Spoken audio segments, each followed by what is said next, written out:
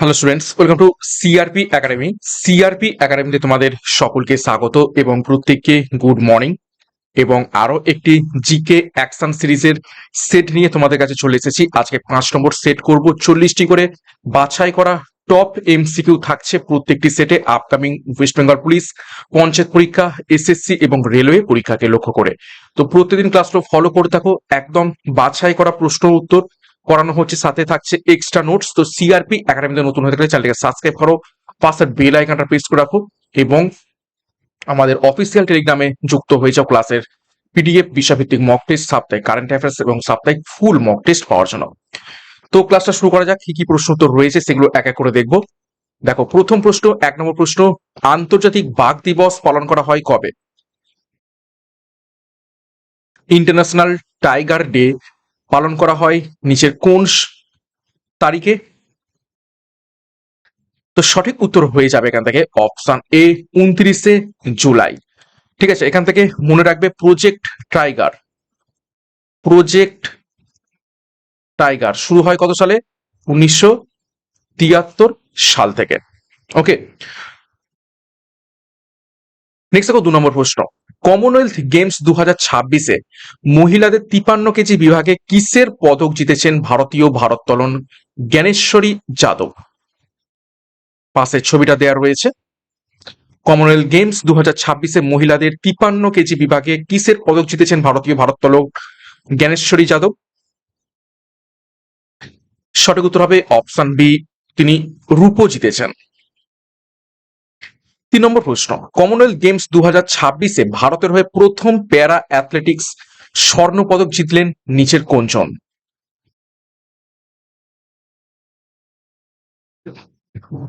পাশে তেনার ছবি দেওয়া রয়েছে।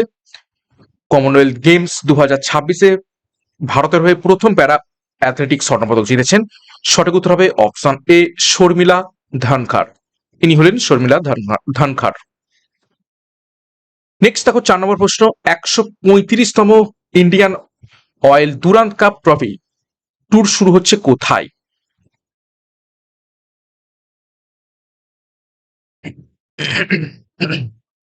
একশো 35তম Indian Oil Durand cup trophy শুরু হচ্ছে কোথায়? সঠিক উত্তর হয়ে যাবে অপশন বি, গুয়াহাটিতে। দেখো, দুরান্ত কাপ হলো এশিয়া মহাদেশের সব থেকে প্রাচীনতম ফুটবল টুর্নামেন্ট। 1888 সাল থেকে এটি শুরু হয়।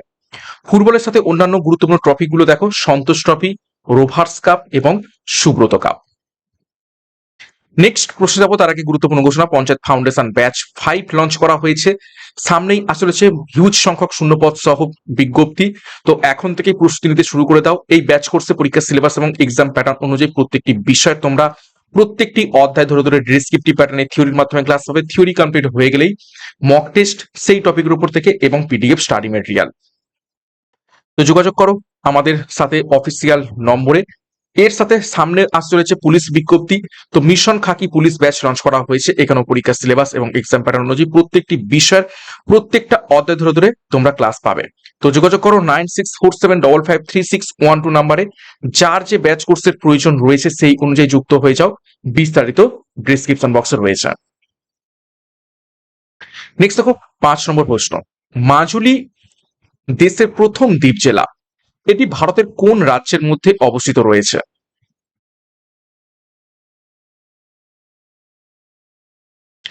মাজুলি দেশের প্রথম দ্বীপ জেলা, এটি ভারতের কোন রাজ্যে অবস্থিত রয়েছে? সঠিক উত্তর হয়ে যাবে অপশন এ, আসামে অবস্থিত রয়েছে। এবং মাজুলি দ্বীপ সম্পর্কে একটা তথ্য দেখো, মাজুলি হলো ব্রহ্মপুত্র নদীর উপর অবস্থিত বিশ্বের বৃহত্তম নদীদ্বীপ। ঠিক আছে, বিশ্বের মধ্যে বৃহত্তম নদীদ্বীপ হচ্ছে মাজুলি দ্বীপ। আর বিশ্বের মধ্যে ক্ষুদ্রতম নদীদ্বীপ হলো উমানন্দ, এটিও আসামের ব্রহ্মপুত্র নদীতেই অবস্থিত রয়েছে। ওকে, তাহলে দেখো, বিশ্বের বৃহত্তম বদ্বীপ হলো গঙ্গা ব্রহ্মপুত্র বদ্বীপ বা সুন্দরবন। এবং আন্দামান নিকোবর দ্বীপপুঞ্জের বৃহত্তম দ্বীপ হলো মিডিল আন্দামান। কিছু গুরুত্বপূর্ণ তথ্য আমরা দেখলাম। নেক্সট দেখো 6 নম্বর প্রশ্ন, ধন্বন্তরী পুরস্কার কোন ক্ষেত্রে দেয়া হয়? প্রশ্ন দেখবে, উত্তর করবে, কোনো রকম টাইম ওয়েস্ট নয়, শুধুমাত্র প্রশ্ন উত্তর আলোচনা, সাথে অনেক অনেক তথ্য আপকামিং পরীক্ষার জন্য। তো ধন্বন্তরী পুরস্কার দেয়া হয়ে থাকে অপশন সি, চিকিৎসা ক্ষেত্রে। দেখো ডিটেলসে, চিকিৎসা বিজ্ঞানে ভারতের সর্বোচ্চ পুরস্কার হলো বিসি রায় পুরস্কার। বিজ্ঞানের ক্ষেত্রে ভারতের সর্বোচ্চ পুরস্কার হলো ভাটনগর পুরস্কার, অ্যাকচুয়ালি পুরো নাম হচ্ছে শান্তি স্বরূপ ভাটনগর পুরস্কার। আন্তর্জাতিক স্তরে বিজ্ঞানের জনপ্রিয়করণের জন্য ইউনেস্কো কলিঙ্গ পুরস্কার প্রদান করে থাকে, এবং সাংবাদিকতা ও সাহিত্যের জন্য পুলিৎজার পুরস্কার দেয়া হয়ে থাকে। বিভিন্ন ক্ষেত্রে বিভিন্ন পুরস্কার সম্পর্কে আমরা তথ্য দেখলাম। নেক্সট দেখো 7 নম্বর প্রশ্ন, অ্যাসিড সম্পর্কে নিচের কোন তথ্যটি সঠিক নয়? চারটি অপশন রয়েছে। জলীয় দ্রবণে এইচ প্লাস উৎপন্ন করে, বেশিরভাগ অ্যাসিডে হাইড্রোজেন থাকে, অ্যাসিড নীল লিটমাসকে লাল করে, এবং অপশন ডিতে রয়েছে জলীয় দ্রবণে অ্যাসিড তড়িৎ কুপরিবাহী। তো কোনটা সঠিক নয়? সঠিক উত্তর হবে অপশন ডি, জলীয় দ্রবণে অ্যাসিড তড়িতের কুপরিবাহী। এই কথাটা একদমই ভুল। জলীয় দ্রবণে অ্যাসিড খুব ভালো তড়িতে সুপরিবাহী। নেক্সট দেখো 8 নম্বর প্রশ্ন, অ্যালুমিনিয়াম অক্সাইডের আণবিক সূত্র হলো নিচের কোনটি? অর্থাৎ সংকেত কি অ্যালুমিনিয়াম অক্সাইডের সংকেত?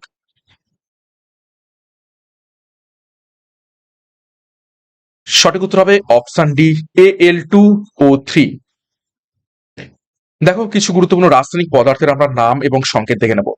বেকিং সোডা বা খাবার সোডা নামে যেটিকে আমরা জেনে থাকি তার রাসায়নিক নাম হচ্ছে সোডিয়াম বাইকার্বনেট, সংকেত NaHCO3।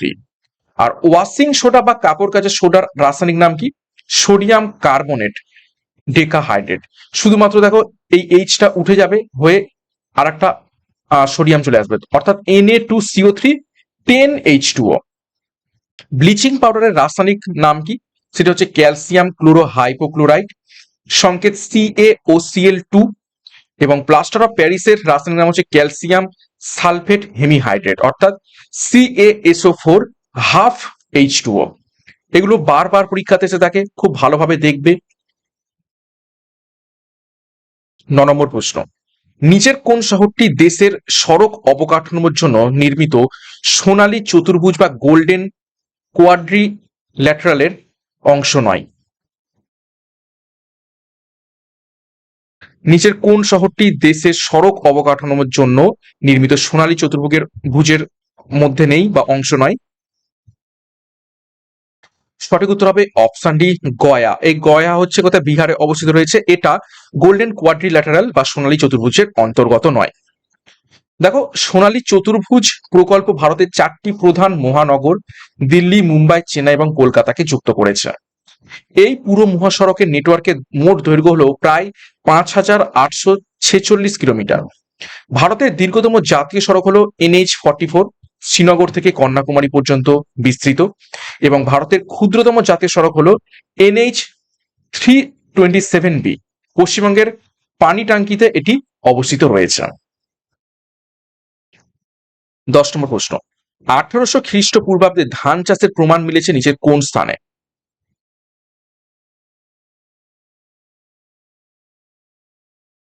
1800 খ্রিস্টপূর্বাব্দে ধান চাষের প্রমাণ মিলেছে কোথায়? সঠিক উত্তর হয়ে যাবে অপশন বি, লোথালে।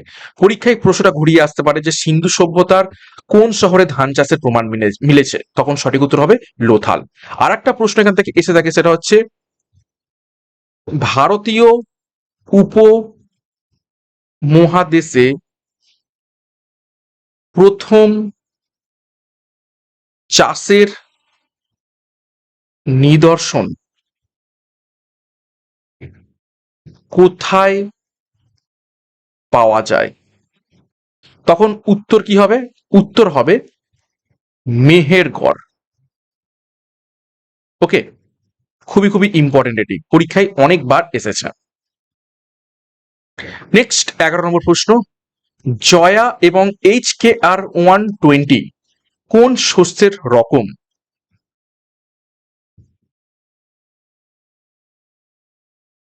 জয়া এবং HKR120, সঠিক উত্তর হবে অপশন বি, ধানের নিদর্শন। অর্থাৎ এই দুটো বিশেষ প্রকারের ধান। 12 নম্বর প্রশ্ন, নিম্নলিখিত পশ্চিমবঙ্গের নদীগুলির মধ্যে জোয়ারের জলে পুষ্ট নদী নিচের কোনটি? 4টি নদী রয়েছে, শিলাবতী, অজয়, মাতলা এবং কাঁসাই। দেখো শিলাবতী, অজয় এবং কাঁসাই এইগুলো সবই হচ্ছে মালভূমি অঞ্চল বা পশ্চিমবঙ্গের পশ্চিম দিকের অঞ্চল। Except option C Matla. Matla হচ্ছে সুন্দরবনের অঞ্চলের নদী, সুন্দরবন অঞ্চলের নদী। তো এটা হচ্ছে জোয়ারের জলে পুষ্ট। আর বাকি শিলাবতী, অজয় এবং কাঁসাই এগুলো হচ্ছে বর্ষার জলে পুষ্ট নদী।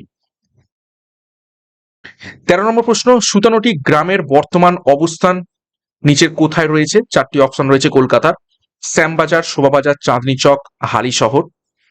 তো সুতানুটি গ্রামের বর্তমান অবস্থান কোথায়? সঠিক উত্তর হবে অপশন বি, শোভাবাজার।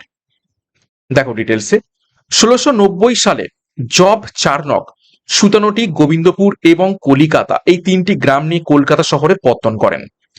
1700 সালে কলকাতায় ফোর্ট উইলিয়াম দুর্গ স্থাপিত হয় রাজা তৃতীয় উইলিয়ামের নাম অনুসারে। তারপর দেখো 1911 সালে ব্রিটিশ ভারতের রাজধানী কলকাতা থেকে দিল্লিতে স্থানান্তরিত করার সিদ্ধান্ত নেওয়া হয়। আর কলকাতাতেই ভারতের প্রথম আন্ডারগ্রাউন্ড মেট্রো রেল চালু হয় 1984 সালে। খুবই খুবই ইম্পর্টেন্ট তথ্য কলকাতা শহর সম্পর্কে। নেক্সট দেখো 14 নম্বর প্রশ্ন, অন ব্যালেন্স বইটি কার আত্মজীবনী?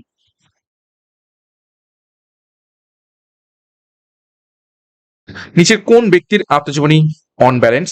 সঠিক উত্তর হয়ে যাবে অপশন এ, লীলা সেটের আত্মজীবনী। লীলা সেট কে? দেখো, লীলা সেট ছিলেন ভারতের হাইকোর্টের প্রথম প্রধান বিচারপতি। ঠিক আছে, প্রথম মহিলা প্রধান বিচারপতি। এবং সেটা কোন হাইকোর্টের? হিমাচল প্রদেশের হাইকোর্টের। আর ফতেমা বিবি, দেখো অপশন সি রয়েছে, ফতেমা বিবি ছিলেন সুপ্রিম কোর্টের প্রথম মহিলা বিচারপতি। ওকে, নেক্সট দেখো 15 নম্বর প্রশ্ন, কত সালে ইন্ডিয়ান ইউনিভার্সিটি অ্যাক্ট চালু হয়?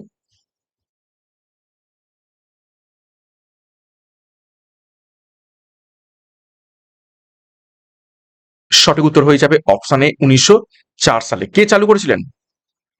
Lord Curzon. 16 নম্বর প্রশ্ন, যখন কোনো বস্তু পৃথিবী থেকে চাঁদে স্থানান্তরিত হয় তখন নিচের কোন পরিবর্তনটি ঘটে?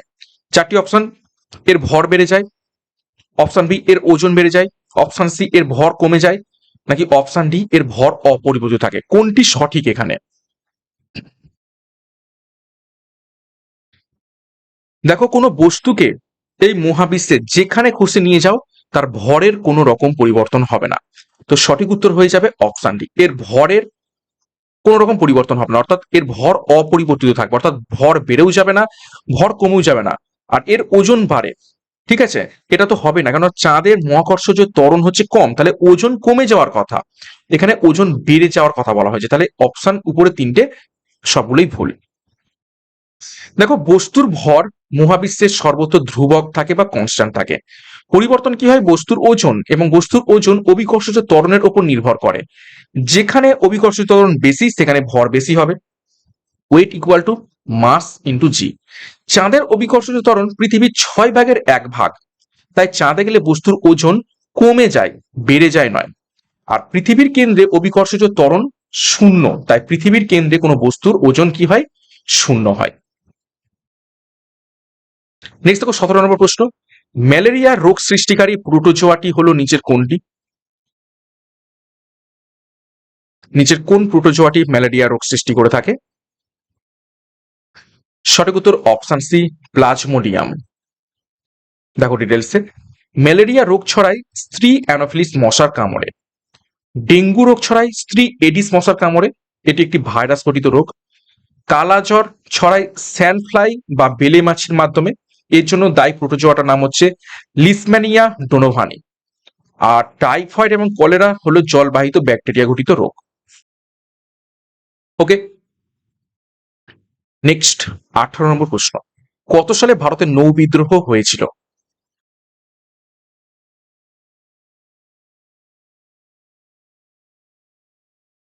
সঠিক উত্তর হবে অপশন এ, 1946 সালে ভারতের নৌ বিদ্রোহ হয়েছিল। আচ্ছা, এখানে বলে রাখি কোন হচ্ছে জাহাজে, সেটা হচ্ছে H M I C Talwar. ঠিক আছে, এই জাহাজে নৌ বিদ্রোহ প্রথম শুরু হয়। 19 নম্বর প্রশ্ন, খাদ্য পরিপাকের জন্য পাকস্থলীতে কোন অ্যাসিড তৈরি হয়?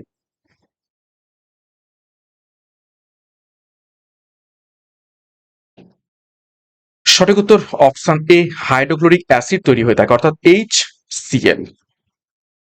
দেখো ডিটেলসে, হাইড্রোক্লোরিক অ্যাসিড পাকস্থলীর অক্সিনটিক কোষ থেকে ক্ষরিত হয় এবং এটি পেপসিন নামক উৎসেচককে সক্রিয় করে প্রোটিন পরিপাকে সাহায্য করতে। এই এক্সট্রা নোটস গুলো খুব ভালোভাবে দেখবে। 20 নম্বর প্রশ্ন, ভারতের পিটসবার্গ কোন শহরকে বলা হয়ে থাকে?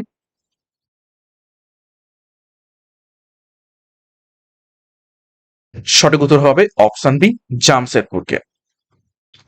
21 নম্বর প্রশ্ন, পর্যায় সারণীর 18তম গ্রুপে কয়টি মৌল রয়েছে?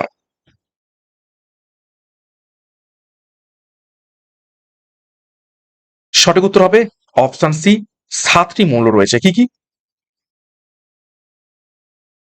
হিলিয়াম, নিয়ন,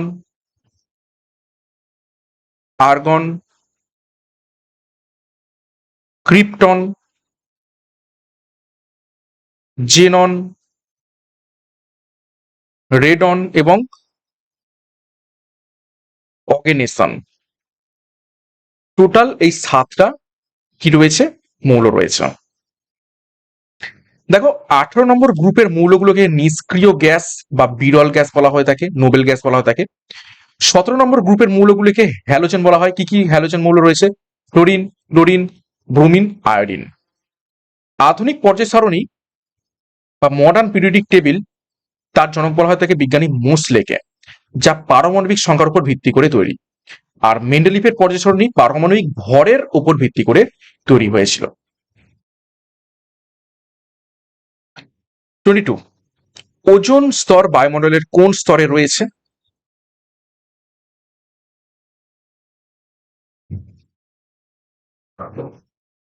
সঠিক উত্তর হয়ে যাবে অপশন সি, স্ট্র্যাটোস্ফিয়ারে রয়েছে। একে কি বলা হয় থাকে? শান্ত মণ্ডল। এবং এইখানে কি চলে? জেট প্লেন চলাচল করে। ওজোন স্তর কি করে? ইউভি রশ্মি শোষণ করে। 23, কোন তারের দৈর্ঘ্য এবং প্রস্থচ্ছেদ দ্বিগুণ করলে সেটি রোধ কি রকম পরিবর্তন হবে?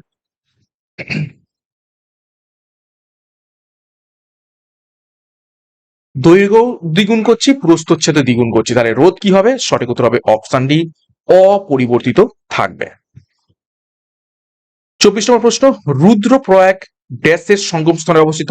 নিচের কোন নদীর সঙ্গমস্থলে রুদ্রপ্রয়াগ অবস্থিত রয়েছে?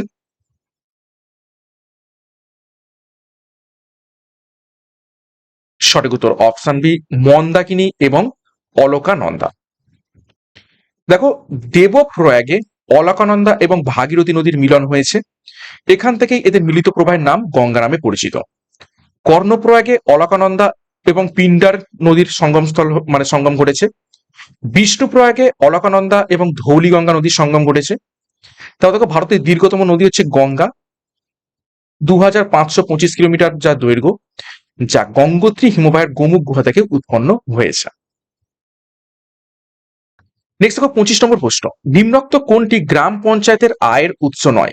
4টি অপশন: সরকারের অনুদান, আয়কর, গৃহকর এবং জমির উপরে স্থানীয় কর। অর্থাৎ কোন করটা পঞ্চায়েত নিতেই পারে না, পঞ্চায়েতের আয়ের উৎস নয় নিজের কোনটি? সঠিক উত্তর হবে অপশন বি, আয়কর। আয়কর কে নিয়ে থাকে? এটা হচ্ছে কেন্দ্রীয় সরকার নেয়। ওকে, এবং আয়কর হচ্ছে একটা কি ডাইরেক্ট ট্যাক্স।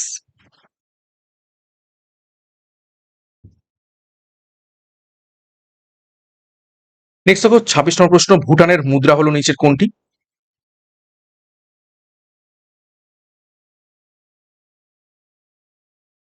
সঠিক উত্তর হয়ে যাবে অপশন ডি, গুলট্রাম হয়ে যাবে ভুটানের মুদ্রা। 27 নম্বর প্রশ্ন, কোন বছর কংগ্রেস পূর্ণ স্বরাজ দাবি করেছিল?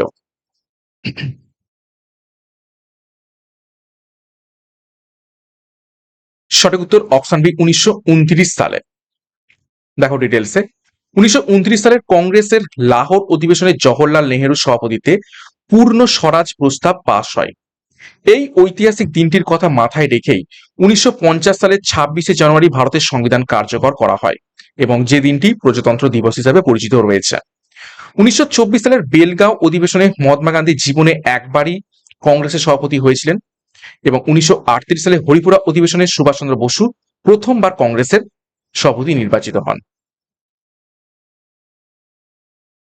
28 বেলগ্রেড কার রাজধানী? নিচের কোন দেশের রাজধানী বেলগ্রেড?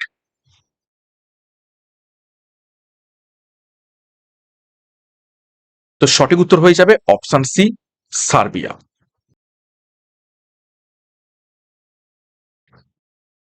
নেক্সট দেখো জর্জিয়ার রাজধানী হচ্ছে তিবিলিস।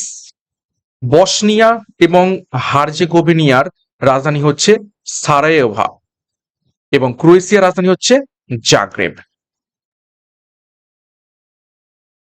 নেক্সট দেখো 29 মহাকাশে জ্বালানি জমে যাওয়ার রোধ করতে কি ব্যবহার করা হয়ে থাকে জ্বালানির সাথে?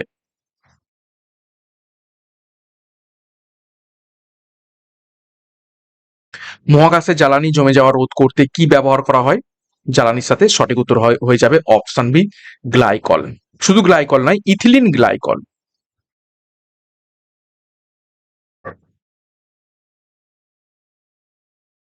ওকে,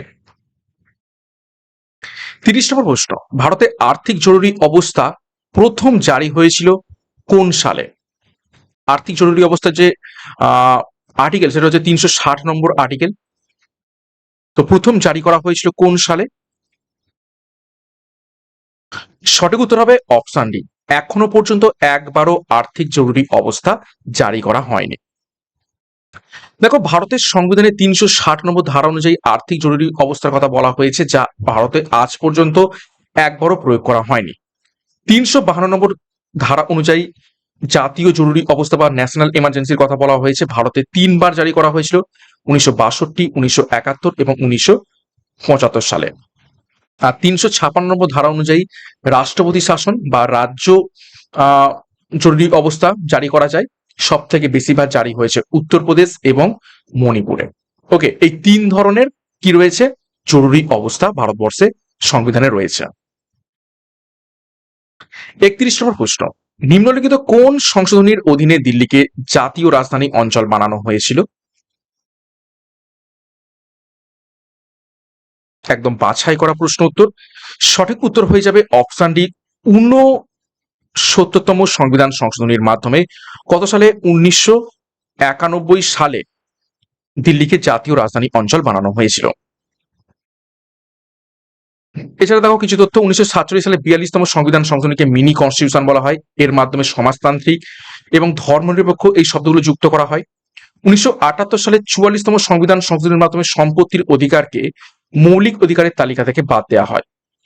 আর 1989 সালে 61তম সংবিধান সংশোধনের মাধ্যমে ভারতে ভোটাধিকারের বয়স 21 বছর থেকে কমিয়ে 18 বছর করা হয়। 32 নম্বর প্রশ্ন, রায়তবাড়ি ব্যবস্থা চালু হওয়ার সময় গভর্নর জেনারেল কে ছিলেন?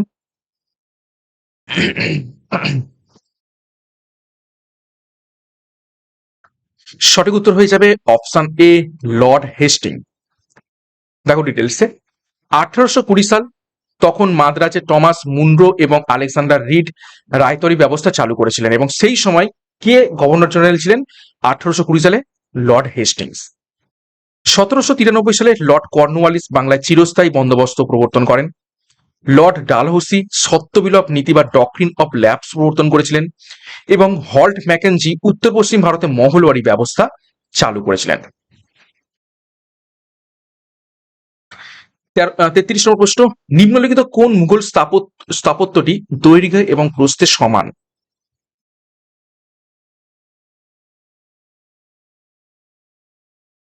তো দৈর্ঘ্য এবং প্রস্থে সমান হয়ে যাবে অপশন বি তাজমহল। দেখো ফতেপুর সিক্রিতে বুলন্দ দরওয়াজা নির্মাণ করেছিলেন সম্রাট আকবর গুজরাট জয়ের স্মারক হিসাবে। দিল্লিতে লাল কেল্লা এবং জামা মসজিদ সম্রাট শাহজাহান নির্মাণ করেছিলেন এবং হায়দ্রাবাদের চারমিনার নির্মাণ করেছিলেন কুলি কুতুব শাহ। খুবই খুবই ইম্পর্টেন্ট তথ্য।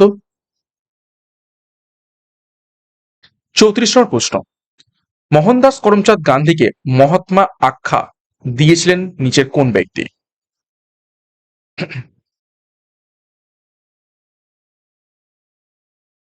সঠিক উত্তর হয়ে যাবে অপশন ডি, রবীন্দ্রনাথ ঠাকুর। আর মহাত্মা গান্ধী রবীন্দ্রনাথ ঠাকুরকে কি আখ্যা দিয়েছিলেন? ঠিক আছে, মহাত্মা গান্ধী রবীন্দ্রনাথ ঠাকুরকে কি আখ্যা দিয়েছিলেন? তিনি হচ্ছে গুরুদেব। গুরুদেব আখ্যা দিয়েছিলেন মহাত্মা গান্ধী কাকে? রবীন্দ্রনাথ ঠাকুরকে। 35 নম্বর প্রশ্ন, ভারতীয় সংবিধানের কোন পাঠটি কেন্দ্রশাসিত অঞ্চল সম্পর্কিত?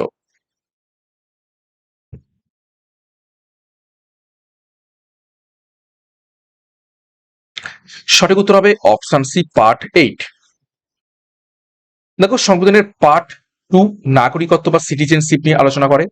পার্ট 3 মৌলিক অধিকার সম্পর্কিত, আর্টিকেল 12 থেকে 35 নম্বর।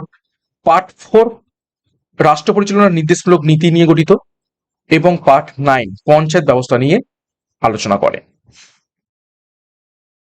36 নম্বর প্রশ্ন, নিচের কোনটি আলাদা? 4টি অপশন রয়েছে, দেখো, দেরাদুন, বিশাখাপত্তনম, আইজল এবং শিলং।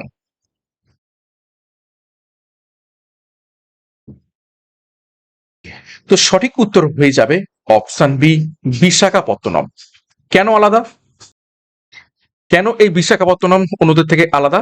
বাকি দেখো, দেরাদুন, আইজল এবং শিলং এই তিনটেই কোনো না কোনো রাজ্যের রাজধানী। দেরাদুন উত্তরাখণ্ডের, ঠিক আছে, উত্তরাখণ্ডের রাজধানী। আইজল, আইজল হচ্ছে মিজোরামের রাজধানী। আর শিলং হচ্ছে মেঘালয়, মেঘালয়ের রাজধানী। শুধুমাত্র বিশাখাপত্তনম এটা কিন্তু রাজধানী নয়, ঠিক আছে। বিশাখাপত্তনম রয়েছে অন্ধ্রপ্রদেশে, অন্ধ্রপ্রদেশের যে রাজধানী সেটা হচ্ছে অমরাবতী। নেক্সট দেখো 37, কোন প্রত্নক্ষেত্রটি উপকূলবর্তী নয়? দেখো, 4টে হচ্ছে স্থানের নাম দেওয়ার রয়েছে সিন্ধু সভ্যতার, লোথাল, ধোলাভিরা, প্রভাস পাঠান এবং রোপার। এর মধ্য থেকে কোনটি উপকূলবর্তী নয়? সঠিক উত্তর হয়ে যাবে অপশন ডি, রোপার। রোপার কোথায় অবস্থিত রয়েছে? হরিয়ানাতে, ঠিক আছে, হরিয়ানাতে অবস্থিত রয়েছে। তো এটি উপকূলবর্তী নয়, বাদ বাকি লোথাল, ধোলাভিরা এবং প্রভাস পাঠান এই হচ্ছে তিনটি উপকূলবর্তী। 38, ঘুমুরা ড্যাশের একটি লোকনৃত্য, কোন রাজ্যের লোকনৃত্য ঘুমুরা?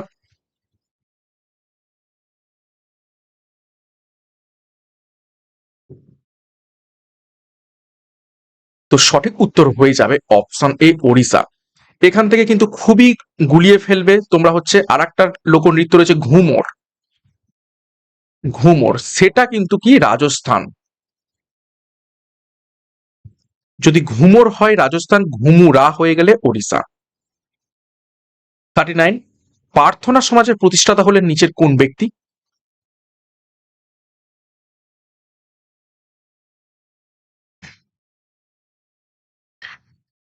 সঠিক উত্তর হয়ে যাবে অপশন ডি, আত্মারাম পান্ডুরং। তিনি প্রার্থনা সমাজ প্রতিষ্ঠা করেছিলেন। দেখো, 1828 সালে রাজা রামমোহন রায় ব্রাহ্ম সমাজ প্রতিষ্ঠা করেন। 1875 সালে স্বামী দয়ানন্দ সরস্বতী আর্য সমাজ প্রতিষ্ঠা করেন। 1897 সালে স্বামী বিবেকানন্দ রামকৃষ্ণ মিশন প্রতিষ্ঠা করেন। এবং 1873 সালে জ্যোতিরাও ফুলে সত্য শতক সমাজ প্রতিষ্ঠা করেছিলেন। কিছু ঐতিহাসিক প্রতিষ্ঠান কোন কোন ব্যক্তি কোন কোন সালে প্রতিষ্ঠা করেছিলেন একটু দেখে নিলাম। 40 নম্বর প্রশ্ন এবং আজকের ক্লাসের শেষ প্রশ্ন, ভারতের রুপি প্রতীকটি কে ডিজাইন করেছিলেন?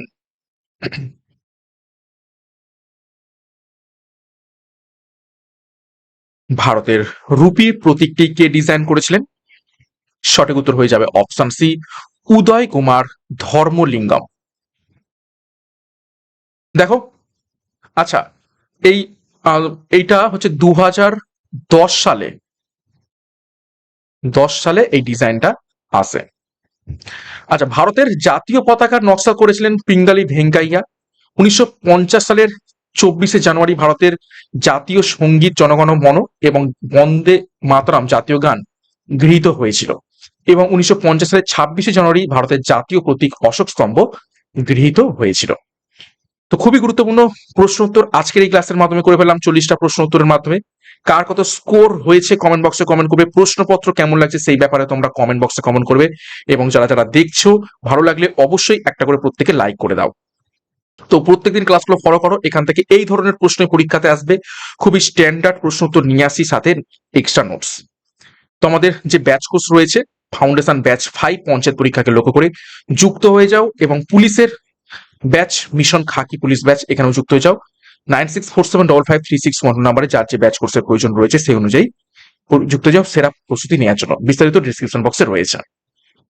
এবং চ্যানেলে নতুন হয়ে থাকলে চ্যানেলকে সাবস্ক্রাইব করো, পাশের বেল আইকন প্রেস রাখো, সাথে টেলিগ্রামে যুক্ত হয়ে যাও ফ্রি পিডিএফ বিষয়ভিত্তিক মক টেস্ট, সাপ্তাহিক কারেন্ট অ্যাফেয়ার্স এবং সাপ্তাহিক ফুল মক টেস্ট পাওয়ার জন্য। তো আজকের মতো ক্লাসটা এখানে শেষ করছি, প্রত্যেককে all the best, thank you, by.